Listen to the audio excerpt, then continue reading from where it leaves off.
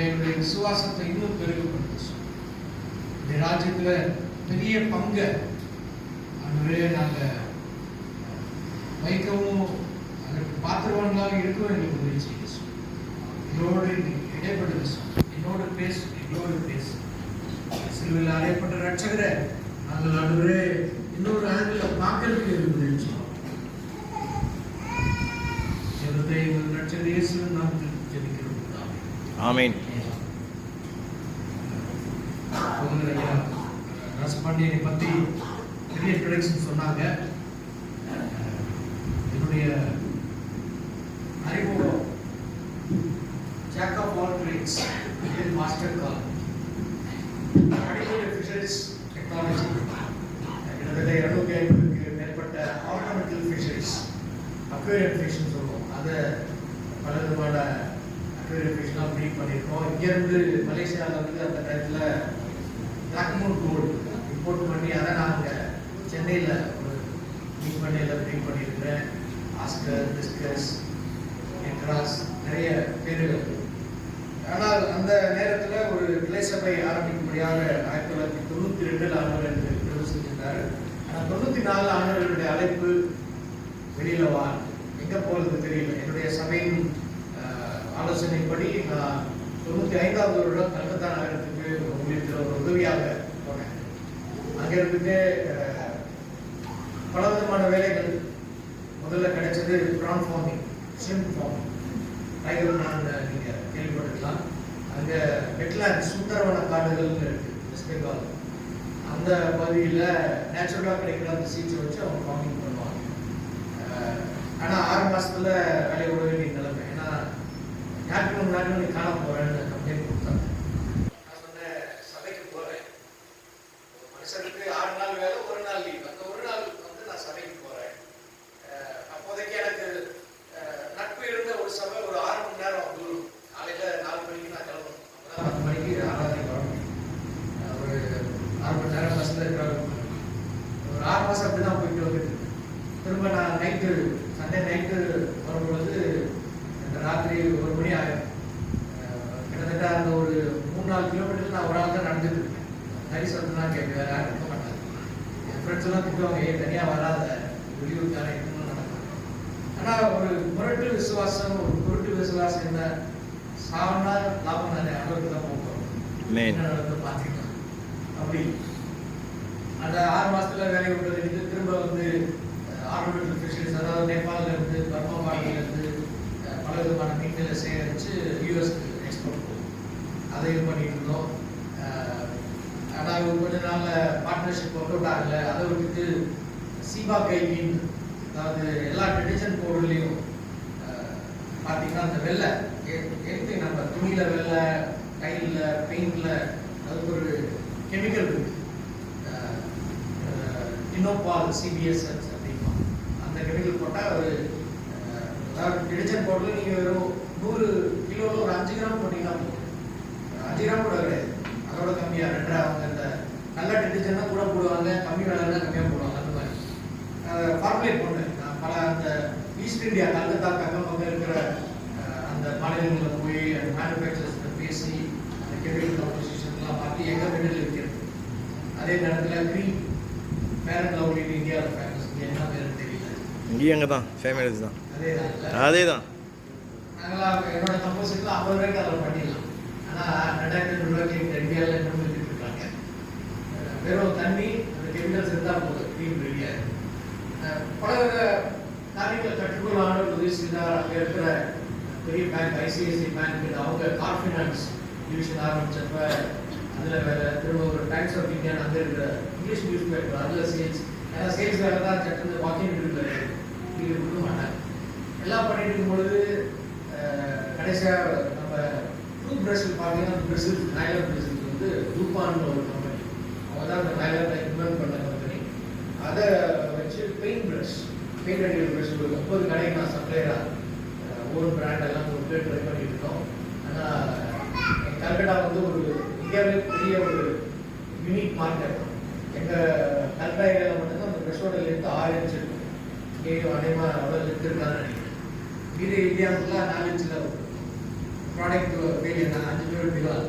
அதனால நான் பல விதமாக ட்ரை பண்ணேன். கோல்ட் பெயிண்டை வாங்கி அதை 50 கிராம் சின்ன பேக்கெட் போட்டு அப்படின்னு சொன்னால் அந்த நேரத்தில் ஜார்ஜ் முல்லர் பயோகிராஃபி படிக்கும்போது ஆண்டவர் எனக்கு என்னோட இடைப்பட்டார். 2009 ஆகஸ்ட் 15ஆம் தேதி ஒரு பயோகிராஃபி படிச்சுட்டு எனக்குள்ள ஒரு கேள்வி, ஆண்டவர் சின்ன பிள்ளைங்க அனாதை இல்லத்தில் பிளேட் எடுத்துட்டு உட்காராத, கிச்சனில் சாப்பாடு இல்லை, அவர் ஜார்ஜ் முல்லரோட பாலிசி தரம் வாங்க மாட்டார். கொஞ்சம் ஜாப் பண்ணி ஆண்டவரே பசிக்குது சாப்பாடு கொடுங்க, ஆமாம் எங்கள் வீட்டில் சாப்பாடு வருது. அந்த பயோகிராஃபி படிச்சிருந்தீங்கன்னா தெரியும். ஒரு மாதிரி சுவிட்சை போட்டு லைட் இருக்கிற மாதிரி அவங்களுடைய விசுவாசம். அந்த விசுவாசம் எனக்கு இல்லையா? அப்போ ஆவியானவர் தெளிவாக அந்த காதில் அந்த சத்தம் கேட்டுச்சு, நீ உன்னுடைய வாழ்க்கையை சரணட பாரு, உன் கண்ணிலேயே பார்ப்ப, நான் அந்த வாழ்க்கையை வச்சு என்ன பண்ண முடியும்? நான் சொன்ன ஆண்டவர் சென்னையை விட்டு கலந்துட்டா 2000 ஓட்டேன், ஆப்பிரிக்கா போகிறது ரெடி, என்ன பண்ண சொல்லுங்க ஆண்டவர். அப்போ என்னுடைய வாழ்க்கையில் 97 வருஷம் நான் ஜெபிச்சுட்டு இருந்த ஒரு ஜெபம், ஆண்டவர் என்னுடைய பங்கு என்ன? அந்த கல்கத்தா வந்து கிட்டத்தட்ட 2 கோடி மக்கள் வசிக்கிற ஒரு நகரம். அங்கே என்னுடைய வாய்ப்பு என்ன, என்னுடைய பங்கு என்ன? நான் ஜெபிச்சுட்டு இருக்கும்போது ஆண்டவர் எனக்கு ஏசாயா 35:3 கலந்த உலகாவில் திடப்படுத்தி காரியம் இருந்துச்சு. ஆனால் புரியல. இங்கே 2009 ஆண்டவர் விளக்குறார். இந்த சபையில் எழுப்புதல் வர்றதுக்காக ஜெபத்தை அறியணும். பல சபைகளிலிருந்து மக்கள் எழுப்பி ஜெபிக்கிறவங்கள அதுலேருந்து என்னுடைய பயணம் தொடங்கிச்சு. பேட்ரிக் ஜார்ஜ்மான்னு ஒரு ஐயா இருந்தார், ஃப்ரெண்ட்ஸ் மிஷனரி ப்ரேயர் மேன், இந்தியாவில் ஒரு பெரிய ஒரு ஆர்கனைசேஷன். அவருடைய நேரத்தில் தான் அது 3 மடங்கு பல மடங்காக அது வளர்ந்தது. அவருக்கு பேர் வந்து இந்தியாவில் வந்து அப்போஸ்டல் ஆஃப் ப்ரேயர் அப்படின்னு சொல்லுவாங்க. இல்லை ஒரு 3-4 வருஷம் கூட இறந்துட்டாங்க. அவங்களோட இணைஞ்சு பல என்னுடைய அந்த வெஸ்ட் பெங்கால் ஸ்டேட் ஒரு 11 கோடி மக்கள் வசிக்கிற அந்த ஒரு ஏரியாவுக்கு நான் இன்சார்ஜாக ஒரு 23 மாவட்டங்களில் போய் சபைகள் எல்லாம் ஜெபத்தை வினண்டல் ப்ரேயர்ஸ்லாம் பண்ணுறதுக்காக உத்தேசித்தார். அந்த இடத்துக்கு படியே இன்னும் வாழ்க்கை போயிட்டு இன்னைக்கு முன்னாடி நான் வைக்க விரும்பின அந்த காரியம் செயல்பாட்டு விசுவாசம். யாராவது எரேமியா 33:3 ரொம்ப ஃபேமஸ் வசனம், மனப்பாடமாக தெரிஞ்சவர் சொல்லுங்க. எரேமியா 33:3 ஆபத் காலத்தை நோக்கி கூப்பிட்டு நான் போதும் ஃபாலோ அப்பான் மீ அறிவிப்பேன். 8வது தெரியாததுமான காரியம். நான் சம்பாஷிட்டு ஒரு தேவ மனிதனை பற்றி நான் பாஷனை ஷேர் பண்ணிட்டு இருக்கேன். நார்வேல இருந்து சைனா போய் அவர் இன்னும் அங்கே தான் ஊழியம் பண்ணிட்டு இருக்காரு. கிட்டத்தட்ட 40 வருடம் மேலாக அவர் ஊழியம் பண்ணுறாரு. அவரோட ஒரு ஐக்கியம் எனக்கு கல்கத்தாவில் கிடைச்சது. அவர்கிட்ட பேசிட்டு இருப்போம். அவருடைய ஒரு சாட்சி, 40 வருஷமா அவர் காரில் ஃப்ரண்ட் சீட்லேயும் பேக் சீட்லேயும் உட்காந்து ட்ராவல் பண்ணுறது சைனா. ஏன்னா சைனாவில் பார்த்தீங்கன்னா எல்லா இடத்துலையும் கேமரா. அவர் அந்த ஸ்க்ரூட்னி அவாய்ட் பண்ணுறதுக்காக அவரோட ப்ரைவேட் நெட்வொர்க் டாக்ஸி டிரைவர்ஸ் எல்லாம் பிலீவர்ஸ். அவங்க என்ன பண்ணுவாங்கன்னா ட்ரங்கை வந்து ஒரு பெட்டு மாதிரி ரெடி பண்ணி ஒரு நாள் ஃபுல்லாக பல சபையில் பல சின்ன சின்ன கூட்டங்களில் போய் பார்த்து, ஏன்னா பெரிய சபையில் இந்த மாதிரி ஊழியம் பண்ண முடியாது லைசன்ஸ் இல்லாமல். மோஸ்ட்லி அங்கே சைனா பார்த்தீங்கன்னா அண்டர் கிரவுண்ட் சர்ச்சஸ் சின்ன சின்ன குழு வேறு ஒரு இடத்துல இருப்பாங்க, அவங்களுக்கு தெரியாது. ஆனால் இந்த நெட்வொர்க்கில் இருக்கிறவங்களுக்கு தெரியும். அப்போ அவங்கள போய் சந்திச்சு நாள் ஃபுல்லாக சந்திச்சுட்டு நைட்டில் என்ன பண்ணுவாங்கன்னா வந்து கார் டிக்கிலே படுத்துருவார். அந்த டாக்ஸி டிரைவர் அடுத்த டவுனுக்கு போய் போகிறதுக்கு நைட்டு காட்டுறாங்க. 40 வருஷம் ஆகிட்டு தான் கார் ட்ரங்க்லேயே டவுன் பண்ணுறாங்க. இன்னும் அவர் வந்து சைனா போகிறதுக்கு முன்னாடி அவருடைய எக்ஸ்பீரியன்ஸ் அவருக்கு ஷேர் பண்ணார். ஒரு பசிபிக் ஓஷன் பசிபிக் அந்த கடலில் ஒரு சின்ன ஒரு தீவுக்கு ஆண்டவர் அவர் கொண்டு போகிறார். முதல் முறை அன்னைக்கு நைட் அவருக்கு படுக்க எங்கன்னா ஹோட்டல் கிடையாது, ஒன்றும் கிடையாதுன்னா ஒன்றுமே இல்லாத ஒரு பில்டிங்கே இல்லாத ஒரு தீவு. பன்றிகள் வச்சிருக்கிற இடத்துக்கு மேலே எல்லாம் கட்டையெல்லாம் போட்டு அதுக்கு மேலே ஒரு படுதாவு போட்டு அவருக்கு அதுதான் பெட் அன்னைக்கு நைட்டு ஃபுல்லாக பண்ணி கத்திட்டு இருக்குது. ஆனால் அவர் தூங்கணும், வழி இல்லை. அடுத்த நாள் அவங்கெல்லாம் சேர்ந்து ஒரு ரொம்ப சிக்காக இருக்காரு, வந்து ஜோம் பண்ணிருக்காரு. இப்போ அவர் புது விசுவாசி, புது மிஷினரி, ஒன்றும் முடியல இருக்கட்டும், அப்படி ஒன்றும் பவர்ஃபுல் ஆளெல்லாம் கிடையாது. ஆனாலும் போய் பார்க்குறாரு, நோய்வாய்ப்பட்டு இறக்கிற நோயிலிருந்து மனுஷன் ஜோம் பண்ணணும். அப்போ எண்ணெய் ஏதாவது இருக்கான்னு கேட்குறாரு. அவங்க கொடுத்த எண்ணெய் ஒரு 20 வருஷம் ஒரு எண்ணெயை வச்சுருந்தீங்கன்னா எப்படி அதை கொடுக்குறாங்க. அதை எடுத்து அதை ஜோம் பண்ணி அந்த மனுஷனுடைய நெத்தியில் வச்சுட்டு போய் தூக்கிட்டார். அடுத்த நாள் ஜெவமான்ட்டு வந்தோம், உயிரோடு இருக்காங்க என்னன்னு தெரியல, செத்து போயிட்டான்னு நம்ம விசுவாசம் இல்லை, நம்மளை அடிச்சு கொடுக்கணும் அங்கன்ட்டு போய் பார்க்குறாரு. மனுஷன் எந்திரிச்சிட்டார். நிறுத்திட்டார். அந்த அந்த எண்ணெயை வச்சு ஜெபம் பண்றது அதை நிறுத்திட்டார். அதுல இருந்து விசுவாசம் வளர ஆரம்பிச்ச அந்த கிராமத்துல சபை கட்டணும்னு வருது. அப்ப இது கொஞ்சம் சேகரிச்சு கிட்டத்தட்ட பாருங்க, மெயின்லேண்ட்ல இருந்து அந்த தீவுக்கு வரணும்னா கப்பல் தான், வழி இருக்கு.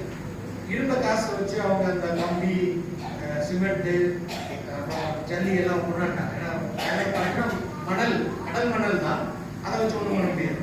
இப்போ மணல் வாங்குறது சுத்தமாக பைசா இல்லை. ஜெபம் பண்ணுறாங்க, சபையை சேர்ந்து உபாசம் பண்ணி ஜெபம் ஆண்டவரே ஞானத்தை கொடுங்க, ஏதாவது வழியை தருங்க. அன்னைக்கு நைட்டு ஒரு எல்லர், சமையல் எல்லர் ஒரு கனவு காண்றாரு. ஒரு அந்த தீவுல ஒரு குளம் மாதிரி, அதுக்குள்ள தேவதூர் கொண்டு போறாரு. இவர்கிட்ட சொல்றாரு, அந்த டைரக்டர் ஒரு கல்லை எடுத்து அந்த டைரக்ஷன்ல எரியுது. இவர் எரியிறாரு. ஒரு சின்ன வயசுல இருந்து விளையாண்ட இடம் தான் எல்லாமே தெரியும், அதுபடி எல்லா மூலையும். ஆனா திடீர்னு பார்த்தா அந்த கல் எரியும் போது ஒரு ஓப்பனிங், ஒரு ஓட்டை. அந்த ஓட்டையை திரும்ப பெருசாக்கி உள்ள போறாரு. பல லாரி கொள்ளக்கூடிய நல்ல மணல். இது கனவு தான். அடுத்த நாள் இருந்துச்சு, ஒரு மிஷினரி ஓடியான்னு சொல்றாரு, நான் கனவு கண்டேன், வாங்க போய் பார்க்கலாம். அவங்க பைக் எடுத்துட்டு போறாங்க. சின்ன தீவு தான், பைக்ல போயிட்டு அதே மாதிரி கனவை யோசிச்சு பார்க்குறாரு. ஆண்டு எங்க நிற்க சொன்னாரு என்ன, அதே மாதிரி இங்க கல் இருக்கு, பார்த்தா கல் இருக்கு. அந்த டேரக்ஷன் கல்லை தூக்கி போடுறாரு, ஓட்டை ஆயிடுச்சு. உள்ள போய் பார்த்தா மணல் இல்லையா. அவர் கூப்பிடும் பொழுது நமக்கு எட்டாத, நமக்கு அறிவுக்கு அப்பாற்பட்டதை அவர் செய்தார். அந்த மணலை வச்சு கட்டுன பில்டிங் இன்னைக்கு இருக்கு. சொல்றாரு, ஒரு 5-6 வருஷம் முன்னாடி நான் கல்கத்தால அவரை மீட் பண்ணப்ப சொன்ன சாட்சி இருக்கு. அந்த பில்டிங், அந்த சர்ச் மட்டும்தான் அந்த தீவுல இன்னைக்கு பில்டிங்கா இருக்கு, வேற பில்டிங்கே கிடையாது இன்னைக்கு இருக்கு. ஆண்டவர் பல விதங்களில் செயல்படுறாரு, பல விதங்களில் செயல்படுறாரு. ஒரு இதை பார்க்கும் பொழுது செயல்பாட்டு விசுவாசம் போர்டுல போட்டு எஸ் எஸ் வந்துரும். ஆமென் வந்துரும். ஆமென் ஆமென். அவர் ஜெபிக்கும் பொழுது அந்த ஜெபத்தை எடுத்து என்ன பண்றாரு நமக்கு தெரியல, ஆனா நடக்குது. மேய்ப்பனின் திறவுகோல் அந்த புஸ்தகத்தில் படிச்ச ஒரு சாட்சி. அந்த எழுத அந்த தேவ மனிதர் ரொம்ப நாள் ஒரு மீனவருடைய தீவுக்கு போய் சுவிசேஷம் சொல்லணும்னு ரொம்ப ஜெபம் பண்ணி எல்லாம் ஏற்பாடு பண்ணி போய் இறங்குறாங்க. முதல் நாள் கூட்டத்தில் பார்த்தா ஒரு 2-3 பேர் தான் பார்த்துருக்காங்க. ஒரே சோறு ஃபுல்லாக நம்ம எல்லாம் ப்ரிப்பேர் பண்ணிட்டு வந்தோம், அவ்வளோ தூரம் வந்துருக்கோம். 2-3 பேரா. அடுத்த நாளும் இன்னும் நல்லா ஊக்கமாக ஜெபம் போகிறாங்க, அதே கதை. அப்போ 2வது நாள் மீட்டிங் முடிச்சுட்டு ஒரு ஆண்டவருக்கு கதறாரு, ஆண்டவர் நான் தப்பு பண்ணுறேன்னா என்ன ஆச்சு, ஏன் மக்கள் வரல, இவ்வளோ நாள் ஜெபம் வந்தோம். அப்போ ஆவியான ஒரு சிந்தனையை கொடுக்குறாரு. மீட்டிங் நாளைக்கு ஈவினிங் வைக்காத, அனௌன்ஸ் பண்ணிட்டு எக்ஸ்டெண்ட் பண்ணிட்டு இரவு மீட்டிங் காலையில் வை, காலைல 6 மணிக்கு. புரியல, வைத்தியமான ஒரு சிந்தனையா அப்படின்னு. இன்னொரு கோவம் இருக்காரு, அவரும் ஜெபம் பண்ணிட்டு இருக்காரு, அவருக்கு அதே சிந்தனை. அப்போ 2 பேரும் அப்போ ஆண்டவர்களோட பேசியிருக்காரு. அவங்க அடுத்த நாள் 3வது நாள் மீட்டிங்ல அனௌன்ஸ் பண்றாங்க, இன்னும் ஒரு 2 நாள் நாங்கள் மீட்டிங் எக்ஸ்டெண்ட் பண்றோம், ஆனால் சாயந்தரம் மீட்டிங் வைக்க மாட்டோம், காலையில் வைக்கிறோம். அடுத்த 4வது நாள் பயத்தோட போய் நிற்கிறாங்க. நம்ம உண்மையா சரியான முடிவு எடுத்தோமா இல்லை தப்பான முடிவா? ஏன்னா ரியல் மீட்டிங் எப்போ எந்த ஊர்ல காலங்கள் வைக்கிறாங்க. அவையானவர் போய் சொல்றது, போய் பார்த்தா சர்ச்சு ஃபுல்லு. காலங்காத்தால 6 மணிக்கு ரியல் மீட்டிங்ல சர்ச்சு ஃபுல்லா உட்காந்துருக்காங்க. இவங்க நல்லா உற்சாகத்தோட பிரச்சனை எல்லாம் பண்ணி ஆல்டர் கால் கொடுத்தா ஒரு கிளீனாக தான் இருக்கு. ஆனா மக்கள் ஒரு ஏதோ ஒரு கயிறு கட்டுற மாதிரி வராங்க, விழுகிறாங்க, அறிவிட்டு விழுகிறாங்க. பல நேரங்களில் நம்ம யோசிக்கிறோம், இது முடியுமா, சாத்தியமா? ஆனா ஆண்டவர் அவருடைய பிளான் ஒன்று வச்சிருக்கிறார். ஆனா அந்த பிளானை கேட்கிற அளவுக்கு சபையில் நம்ம பொறுமை இருக்க போகிறது. என்னுடைய சபையில் ஒரு 10,000 பேர் உட்கார ஒரு என்னோட ஓன் சபையில் ஆண்டுடைய ராஜ்யம், அந்த 10,000 சபைகளில் நான் ஒரு ஐக்கியமாக கற்றுத்தர ராஜ்யம் இருக்கு. அப்போ அந்த நேரத்தில் ஒரு 25 ஏக்கர் நிலத்தை வாங்கி மெட்ராஸில் அவங்க வந்து ஒரு கட்டடத்தை கட்டுறதுக்கு பிளான் பண்ணுறாங்க. ஆனால் இனிஷியல் ஸ்டேஜில் ஒரு லோக்கல் மீடியேட்டர் கொடுத்து அது ஃபெயிலியர் ஆகிடுச்சு. 10,000 பேர் கட்ட ஸ்டேடியம் கட்டுற மாதிரி இன்னைக்கு ஒரு சின்ன கான்ட்ராக்டர் கொடுத்து பிரச்சனை ஆகி கடைசியாக எல்லாரும் கூப்பிடுவோம் கம்பெனி. அந்த பில்டிங் இருக்கு, 10,000 பேர் உட்கார அளவுக்கு. ஏன்னா ஒவ்வொரு மே மாதமும் விடுமுறை நாட்களில் அந்த சபையில் ஒரு ரிட்ரீட் நடத்துவாங்க. இந்தியாவிலேருந்து எல்லாருக்குமே அலோடு கிடையாது, வாடகை கிறிஸ்டியன்ஸ். அதுவும் வந்து ஒரு சில சபையில் 200 பேர் 500 பேர் 1000 பேர் இருக்கும்போது கோட்டா கொடுத்துருவாங்க. இந்த வருஷம் நீ போனேன்னா அடுத்த வருஷம் இன்னொரு வருஷத்துக்கு போவாங்க. அந்த மாதிரி இல்லாட்டி க்ரௌடு கண்ட்ரோல் பண்ண முடியாது. அதை கட்டும் பொழுது அந்த மிஸ்டேக் ஒரு சில நேரங்கள் நடந்தது. ஆனால் நம்ம ஆண்டவர்கிட்ட உட்கார்ந்து அவரோட ஞானத்தை கேட்கும்போது நிச்சயம் அவர் நம்ம அந்த இதில் தப்பிக்கிறார். ஆனால் பல நேரங்கள் வந்து சாட்சிகள் கேட்கும் பொழுது கஷ்டமாக தான் இருக்கு. நியூசிலாந்துலேருந்து ஒரு மிஷினரி ஹஸ்பண்ட் ஒய்ஃப் கல்கட்டாவில் ஊழியம் பண்ணுறது வராங்க. கல்கட்டாவில் ஃப்ளைட் லேண்ட் ஆகணும்னா அவங்களுக்கு ஒரே பீதி, பயங்கர பயம். திரும்பி போயிடலாம். நியூசிலாந்து கல்கத்தா கிட்டத்தட்ட ஒரு 16-20 மணி நேரம் ட்ராவல் பண்ணி வந்து இறங்கும் பொழுது மனசுல ஓடுறது அடுத்த ஃப்ளைட் எடுத்து நம்ம போயிடலாம், தேவையில்லை வேலை. ஆனாலும் சரி அடுத்த ஃப்ளைட்டு டைம் இருக்கு, ஒரு நாள் இருந்தால் அவங்க வழி இல்லை. சரி போய் உள்ள சிட்டியில் போய் ஒரு தெரிஞ்ச நண்பர், ஒரு போதர் நண்பரை பார்க்கலாம் அப்படின்னு போகிறாங்க. என்னுடைய பாஸ்டர் அவர் இவாஞ்சலிக்கல் சர்ச்சு, ஒரு மாதிரி ப்ராஃபிட்டிக்கல் கிஃப்ட் அதெல்லாம் சொல்ல முடியாது. ஆனால் தேவ மனுஷன் பார்த்தவர், அவர் ப்ராஃபிட்டிக்கல் ஜெபம் பண்ணுறாரு. ஆண்டவரே இந்த மேலே இருக்கிறது பயத்து நாவே உடைச்சு ஏறிங்க. ரொம்ப நாளைக்கு அப்புறம் அந்த ஹஸ்பண்ட் சொல்கிறாங்க, நாங்கள் உண்மையிலேயே யோசிச்சிருந்தோம், உடனே போகலான்னு நீங்கள் ஜெபிச்சதில் எங்களுக்கு அந்த விடுதலை வந்துச்சு. பல வருடம் இருந்து ஊழியம் பண்ணாங்க. பல நேரங்களில் ஆண்டவர் ஏன் கொண்டு வராரு? நேற்றைய தினம் William Carey father of modern missions அப்படின்னு 264வது பிறந்த நாள். கல்கட்டாவில் என் ஃப்ரெண்ட்ஸ் எல்லாம் அனுப்பிச்சுனாங்க. கொண்டாட்டம் இருக்கு, செராம்பூர் தியாலஜிக்கல் காலேஜ் இருக்கு. அவரெல்லாம் வரும் பொழுது அந்த பொண்ணு நான் யோசிப்பேன், உலகம் பெரிய உலகம் மேப் அவர் வச்சுட்டு ஜெர்மன் ஒரு மனுஷன் ஏன் அந்த ஒரு சின்ன ஒரு இடத்துக்கு வந்து அவர் ஊழியத்தை ஆரம்பிக்கிறார். ஒரு அழகான ஒரு டாக்குமெண்ட்ரி என் கையில் கிடைச்சது. அங்கே இருக்கிற ஆவி அதை பற்றி, எங்கள் ஊரில் இருக்கிற ஆவி அப்படின்னு நேர்னா வந்து சண்டை போடாது, பின்னாடி தான் எல்லாமே எல்லாம். அவர் உங்களுக்கு தெரியும், வில்லியம் கேருடைய ஒய்ஃப் அவங்க வந்து பைத்தியமானாங்க ஊழியத்தில். ஒரு சிலர் சொல்றாங்க, ஏன்னா அதுக்கு ப்ரூஃப் இல்லை, அவர் பயங்கரமே அதுக்கு படிக்க முடியல. கண்ணு முன்னாடியே ஒரு குழந்தைய புலி தூக்கி போனதை பார்த்தாங்க, அதுலேருந்து பைத்தியமானாங்க. இன்னொரு பக்கம் சொல்றாங்க, அவங்க ரொம்ப படித்தவங்களா இல்லாதனால அந்த புது அந்த கல்ச்சர் என்வரன்மெண்ட் அதெல்லாம் அவங்களுக்கு ஒத்தே போல, அதை அட்ஜஸ்ட் பண்ணிக்க முடியல அப்படின்னு சொல்லுவாங்க. அவர் வேதாந்தத்தை மொழிபெயர்த்துட்டு இருக்கும்போது அவங்க ஃபுல்லாக கதவை தட்டி ஒரு ஆர்ப்பாட்டம் பண்ணி புரண்டி எல்லாம் அவ்வளோ சத்தத்துலேயும் அவர் உட்காந்து மொழிபெயர்த்துட்டு இருப்பார். 5 வயது பையன் அவர் இறக்கும் பொழுது அந்த கிராமத்தில் யாருமே வரமாட்டேன், அடக்கம் பண்ண மாட்டேன். அவர் மாட்டை சாப்பிட்றவர், தொடமாட்டோம் தீட்டு. கடைசி அவர் தான் கையால புளிய தோண்டி தான் புளிய கிடைக்கிறார். தகப்பன் தன்னுடைய அந்த சின்ன பிஞ்சு குழந்தைய தான் கையாலே புளி தோண்டி பறிக்கிறார். ஆனாலும் ஆண்டவர் புத்தகத்தை விடல. நீங்க பாத்தீங்கன்னா பல பாஷைகள், 36 பாஷைகள்ல அந்த செராம்பூர் ட்ரையோ அப்படிமா William Carey, William Ward, Joshua Marshman 3 பேர் சேர்ந்து அவங்க, அதுக்கப்புறம் மற்ற மிஷன்களும் நினைஞ்சாங்க. அவங்க எல்லாம் சேர்ந்து அந்த துணுவா ஒரு 36 மொழிகள்ல அவங்க வேதாகமத்தை மொழிபெயர்த்தாங்க அப்படின்னு நமக்கு தெரியல. அந்த நேரத்தில் வந்து வங்காளரோட வரல, வங்காளரோட எவ்வளோ பிரயாசப்பட்டாங்க. வில்லியம் கேரி முதல் பேப்டிசம் 3 பேர் எடுக்கிறார். கிருஷ்ணா பிள்ளை அப்படின்னு ஒருத்தர், அவருடைய மனைவி. அந்த கிருஷ்ண பிள்ளையோட ஒரு ஃப்ரெண்ட், அவரு பேர் கோவிந்தா. 3 பேரும் சொல்றாங்க, நாளைக்கு டென்மார்க், அதாவது பிரிட்டிஷ் அவர் அலோவ் பண்ணல, மிஷன் ஆக்டிவிட்டி எதுவுமே அலோவ் பண்ணல. அதனால வந்து ஸ்ரீராம்பூர் அப்படின்னு ஒரு டேனிஷ் கவர்மெண்ட் கீழே இருக்க சின்ன இடத்துல வில்லியம் கேரி அப்படின்னு சொல்றாங்க. அதான் அந்த தியாலஜி காலேஜ் ஸ்ரீராம்பூர் அப்படின்னு. அப்போ டென்மார்க் அந்த கவர்னரும் வரதா எல்லாம் பிளான். அந்த டூலின்ற ஆற்றுல அவங்க பேப்டிசம் கொடுக்க போறாங்க. இன்னைக்கு அந்த ஸ்பாட்டு காலேஜ் இருக்கு. அப்போ நாளைக்கு காலேஜ் பேப்டிசம், இன்னைக்கு நைட்டு வந்து வில்லியம் கேரியோட ஒய்ஃப், கிருஷ்ண பிள்ளையோட ஒய்ஃப் சொல்றாங்க, நம்ம 2 பேரும் கிறிஸ்டின் ஆகிட்டா நம்ம பிள்ளைங்களை யார் யார் கல்யாணம் பண்ணுவாங்க? 3 பெண் பிள்ளைகள். அதனால நீ நம்ம முடிவு பண்ணபடி எடுத்துக்கோ, நான் எடுத்துக்கோ. நாளைக்கு பிள்ளைகளை வந்து கல்யாணம் பண்ணி கொடுக்கும்போது அது பிரச்சனை ஆகக்கூடாது. அதனால நான் வந்து எடுத்தேன்.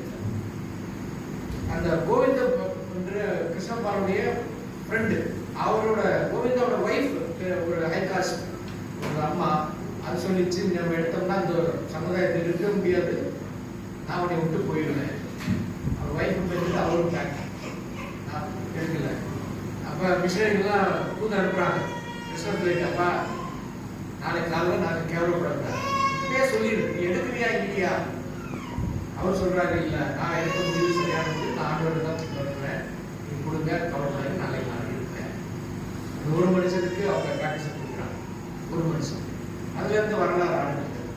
ஆனால் இன்னைக்கு உங்கள் மத்தியில் ஒரு பாரத்தையும் வைக்க விரும்பினேன், செயல்பாட்டு விசுவாசம்.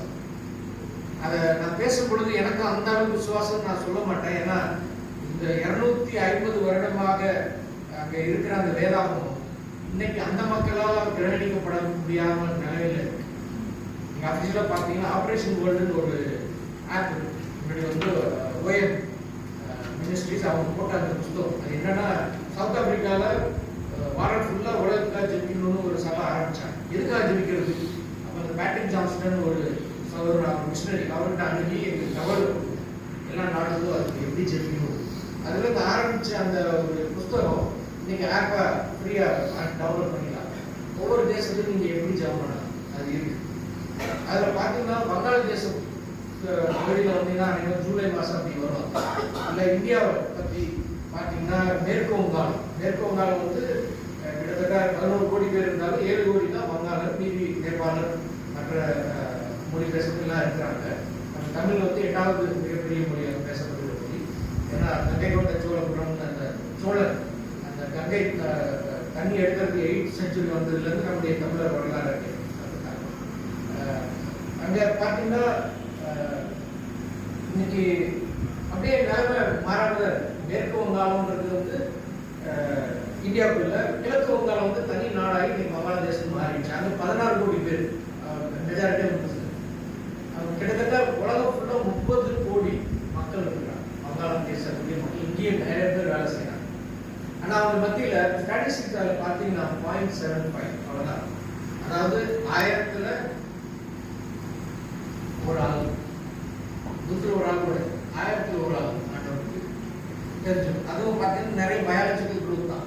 மானைவின் எக்ஸ்பீரியன்ஸ் அந்த புக்கிலேயே அந்த ஆப்ரேஷன் வந்து 1990 அவங்க அச்சடிச்சப்போ ஒரு கல்கத்தா பற்றி கேட்ட ஒரு கேள்வி, புது மனசு மாறின ஒரு 10,000 கிறிஸ்தவர்கள் இருப்பாங்களா?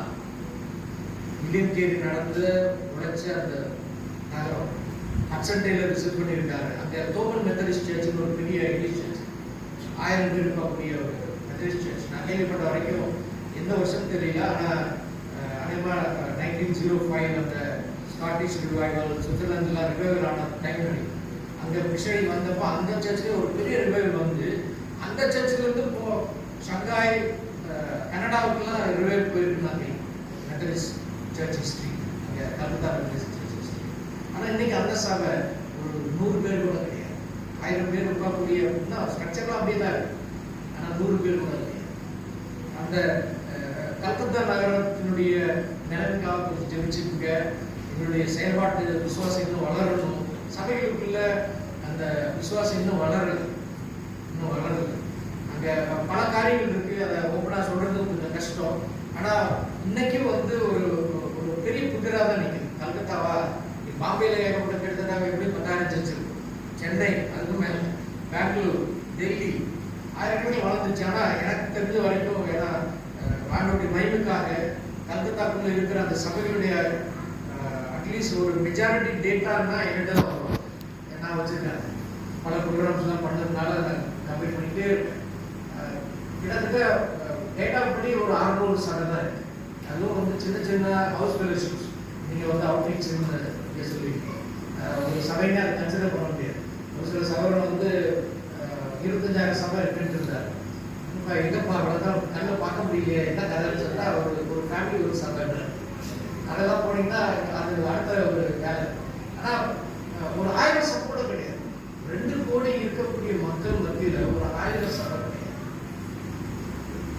இன்னைக்கு பல இடத்துல பேசினாலும் உங்கள் சபையில் இந்த பாரத ஆண்டு வைக்க ஒரு சிந்தனை கொடுத்தா அதனால நான் வைக்கிறேன். அநேகமாக நிச்சயம் இந்த ப்ராஜெக்ட் வந்து 50% நீங்கள் வந்துட்டீங்க, இந்த 100% குயிக்காக மூவ் ஆயிடும். Amen. அப்புறம் யோசிங்க, மேற்கு வங்காளத்தை உங்கள் சபையில் தத்தெடுக்கும். அங்கே இருக்கிற சபைகளுக்குள்ள வாங்க. ஏன்னா நாங்கள் பார்க்கறது என்னன்னா, இங்கே ஜெபிக்கிற ஆட்கள் பல இடங்கள்ல, அதாவது டைம்ஸ் ஆஃப் இந்தியாவிலேயே போட்டிருந்த ஒரு காரியம், குச் பிஹார் அப்படின்னு ஒரு இடம், அதாவது வங்காளதேச மேப் பார்த்தீங்கன்னா ஜஸ்ட் மேலே இருக்கும், அசாமுக்கும் மேற்கு வங்காளத்துக்கும் இடையில. அங்கே இருக்கிற ஒரு கோயிலை பற்றியான ஒரு ஸ்டாட்டிஸ்டிக்ஸ் 750 வருடமாக ஹியூமன் பிளட் கவர்னன்ட் கிடையாது. 750 வருடம். ஃபர்ஸ்ட் 250 வருஷம் மாடு ஆடுகிற மாதிரி மனுஷங்க இருப்பாங்க வழி. ஏன்னா அங்கே இருக்கிற அந்த தெய்வத்துக்கு அதுதான். அதுக்கப்புறம் அங்கே இருந்த அந்த ஆசாரியெல்லாம் வந்து அந்த பூஜை பண்ணுறவங்கலாம் சேர்ந்து கூச்பியார் வந்து ஒரு கிங் இல்லை, எம்பரர். ஒரு காலத்தில் வந்து 7 ரோல்ஸ் வாங்கின ஆளுன்றாங்க. அந்த அளவுக்கு ஒரு பெரிய ஒரு எம்பரர். அவர்கிட்ட அப்பீல் பண்ணுறாங்க, மனுஷனை வெட்ட வேண்டாம், ரொம்ப அகௌரவமாக இருக்குது. நாங்கள் அந்த ராஜ்யத்தின் சார்பாக யாராவது ஒரு ரோகியரை வந்து கையில் கீழே 3-4 சொட்டு கொடுப்போம். கவர்மெண்ட்டாக அவங்க இன்னும் ரெடி பண்ணிருக்கு. அதனால் நீ பார்க்குற அந்த ஒரு மாவட்டத்தில் மட்டுமே 0.15 கிறிஸ்டியன். அங்கே நான் அடிக்கடி ஊழிட்டு போகும்பொழுது அங்கே லுத்தரன் சபையில் நல்ல ஒரு தேவ மனுஷன் தான். ஆனால் கொஞ்ச நாளைக்கு அப்புறம் திரும்ப அடுத்த ட்ரிப்பு போயிட்டு அந்த பாஸ்டர் நான் தேடுற சொன்னாங்க, சஸ்பெண்ட் பண்ணி வச்சுட்டாங்க. என்ன விஷயம், அந்த அவருடைய பொண்ணு ஒரு இந்து பையனை கல்யாணம் பண்ணிட்டா, அதனால பாஸ்டர் சஸ்பெண்ட் பண்ணி வச்சுட்டாங்க. அதுக்கப்புறம் ரீசெட் பண்ணாங்க. ஆனால் சபையில் உயிர் இருக்கு, சபையில் உயிர் இருக்கு, அந்த அளவுக்கு போயிட்டு. அங்கே ராஜ்பன்சிங் ஒரு பாஷையில் இன்னைக்கும் வந்து வேதாந்தம் கிடையாது, இப்போ நடந்துட்டு. புது ஏற்பாடு பண்ணிட்டாங்க, பழைய ஏற்பாடு வந்து இன்னும் நடந்துட்டு. இப்படி பல காரியங்கள் இங்கே இருக்குது. எங்களுக்கு விசுவாசத்தில் வளரக்கூடிய நிலைமை வந்து கொஞ்சம் கம்மியாக தான் இருக்கு. இந்த ரத்த பந்தத்தை உடைக்கணும்னா ஒரே வழி ஜெபிக்கிறோம். அந்த ஜெபிக்கிறவங்க எழும்பல, ஜெபிக்கிறவங்க எழும்பல. அதனால ஆண்டவர் உங்களுக்கு அந்த பாரத்தை கொடுத்தா. ஏன்னா சந்திக்கப்படாத மிகப்பெரிய ஜாதி அப்படின்றாங்க. பாஷ ரீதியில் பார்த்தீங்கன்னா வங்காளம் உலகத்துல 5வது மிகப்பெரிய மொழி. எனக்கும் ஹிந்தி தெரியும், பாம்பேல இருக்கணும்னு தெரியும். ஆனால் பாம்பேக்கார சொல்லுவோம் எனக்கு மராத்தி தமிழ் தாய்மொழி, ஹிந்தி அப்புறம் தான். குஜராத்திலையும் பார்த்தீங்கன்னா குஜராத்தி அவருடைய தாய்மொழி, ஹிந்தி பேசலாம். இந்தியோட அதிகமாக பேசப்படுகிற வங்காளம் பாஷை. ஆனால் இன்னைக்கு சந்திக்கப்படாத ஒரு பெரிய ஜாதியாக இருக்கிறார். அவங்களுக்காக தெரிஞ்சு ஒரு செயல்பாட்டு விசுவாசத்துக்கு இது ஒரு சேலஞ்சாக இன்னைக்கு நிற்கிது.